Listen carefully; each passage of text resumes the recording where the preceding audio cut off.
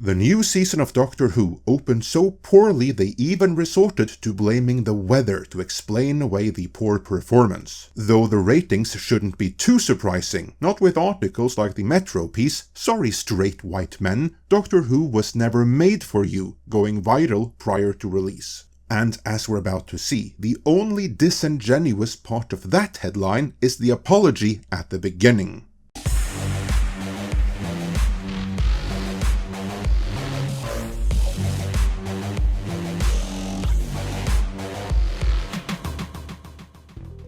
After the introductory specials gave long-time fans good reason to bow out of Doctor Who for good, the new season is now officially underway, and since the messaging is front and center, it's not going down too well with, well, anyone but the activists, if we're honest. But the mindset that conditioned the activists in the first place is also the one prevailing in the entertainment media complex, and so anyone that fails to hail this new season as the best thing since sliced bread gets subjected to the time-tested textbook treatment. In 1943, the following directive was issued from party headquarters to all communists in the United States. It read, "When certain obstructionists become too irritating, label them after suitable build-ups as fascist or Nazi or anti-Semitic, and use the prestige of anti-fascist and tolerance organizations to discredit them. In the public mind, constantly associate those who oppose us with those names which already have a bad smell. The association will, after enough repetition, become fact in the public mind." And so, it's time to attack the traditional fans of Doctor Who, however few remains of them, again. Cue the UK's Metro with their editorial "Sorry Straight White Men, Doctor Who was never made for you" by Asia Iftikhar. First, get that headline is deliberately misleading and meant to piss you off, because as far as the author is concerned, Doctor Who didn't exist prior to the 2005 reboot. That was in the olden days, before her time, so it's barely worth acknowledging. As far as she is concerned, Doctor Who began with a reboot in 2005, as the piece plainly states. "I started watching the show during David Tennant's run as the 10th Doctor over 15 years ago, and immediately fell in love with the beautiful themes of found family, combined with the captivating space and time adventures. I never looked back." Which could be interpreted as that she never was interested in what came before. She did look forward though, as the piece begins with, "From the moment I saw Ncuti Gatwa dancing the night away in a bright outfit during the 2023 Christmas special, I knew I would fall in love with his iteration of the Doctor." She continues, "Not everyone was as excited by such an unapologetically queer Black Doctor Who though. A vocal contingent of keyboard warriors took to social media to claim the show had gone too woke. From arguing that the show has been torn apart by woke ideologies to creating their own social media trend, #RipDoctorWho. You don't need to go far to find the litany of tired complaints. But I'd argue the show has always been socially progressive and inclusive." There, of course, begins the gaslighting, because the problem with the show isn't that it is socially progressive or inclusive, both of which incidentally are commie terms to masquerade what this really is, namely socially destructive neo-Marxist propaganda. Not every naysayer uses those terms. Most will simply complain that it's too woke, which for all intents and purposes is the same thing, as being woke was always an ideological moniker. The piece goes on, for a show so versatile, and with fluidity so naturally imbued into its bones, it's truly baffling that a non-straight, non-white Doctor feels so unbelievable to so many people.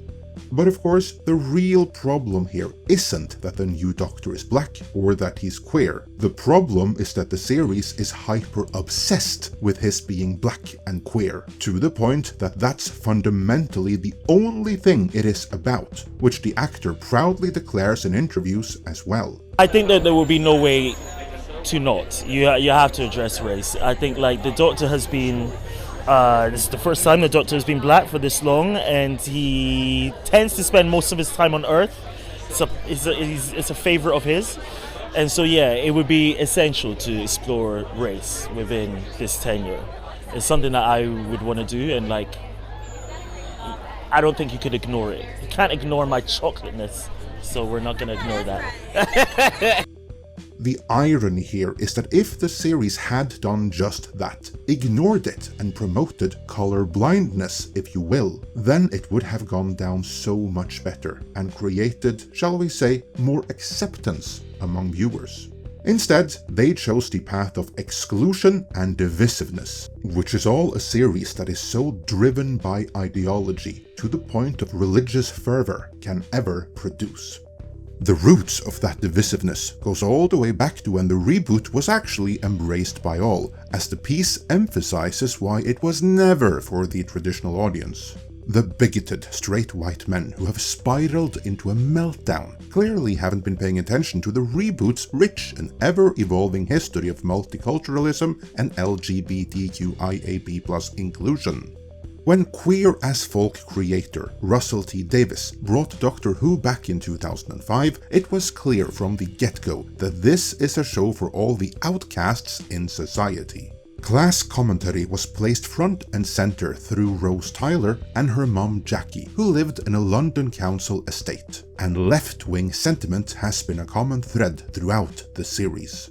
Except there's probably a lot of fans traditionally of the left that feel excluded from how the series has progressed, because this is something else entirely. The piece then continues to give example after example on how the reboot era was always woke, so the current season really isn't anything new. It's just taking what was already started even further, which the author then complains isn't nearly far enough. The piece continues. If anything, there is still a long way to go to make Doctor Who diverse, both in front and behind the camera. The upcoming season only features one episode from female screenwriters and none from writers of color. There is also yet to be a modern era showrunner who isn't a white man. You hear that, Russell T Davies? You need to go. The piece continues, as the show looks towards a bright future, boosted by a major global deal with Disney+. Don't know how big a boost that is going to be. Ncuti's Doctor is only the beginning of everything this show can become. It's certainly not for just one demographic. Which is another way of saying that it's not for the single biggest demographic in the UK. But saying that so bluntly and so clearly did cost the publication Metro some trouble though. As captured by that Park Place, the whole article was community noted on X, where it was ratioed to oblivion, so much so that Metro took down their entire profile. Also, the author locked down her profile, and then on Monday, the original article was updated. Now the headline reads, "Sorry straight white men, Doctor Who was never made just for you." On a personal note, that little hedge was quite annoying to me, because it meant a delay in the release of an otherwise completed video, but that little pet peeve aside. I think the article was much more honest the first time around, without that cowardly hedge, because that was the author's true feelings, and it's certainly much more indicative of where the series is today.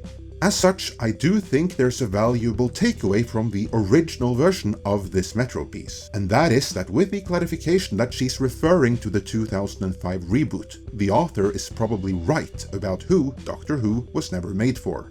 Yet, for the first decade of the reboot era, it was always accessible to everyone, and that is what has changed over the tenure of the last two primary Doctors. Whenever you include, you also exclude, and the traditional core audience of Doctor Who, namely the single largest segment of the audience in the UK, are now fully excluded. What this piece should make perfectly clear is that if you belong to that traditional audience, Doctor Who is by design no longer accessible to you, and your viewership is no longer welcome. If you feel that sentiment applies to you, and you're still watching, then perhaps it's time to let go.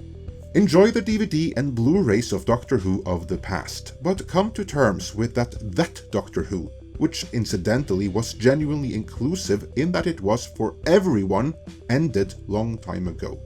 The current year Doctor Who is all about exclusion, and the traditional fans are no longer welcome.